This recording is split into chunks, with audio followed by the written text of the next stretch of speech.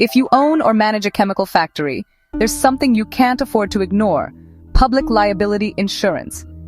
Now, I know insurance isn't the most exciting topic, but trust me, in this business, it's absolutely critical.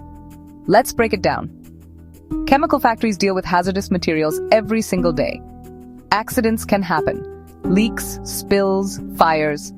Even with the best safety protocols, there's always a risk.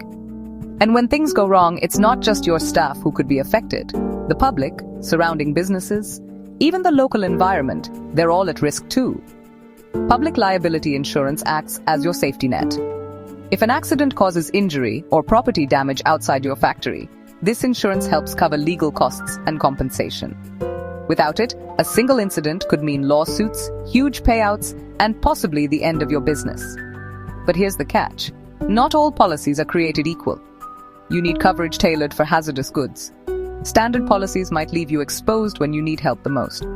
That's why it's so important to work with a specialist who understands the unique risks of chemical factories.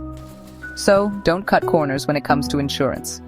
Protect your workers, your community, and your business.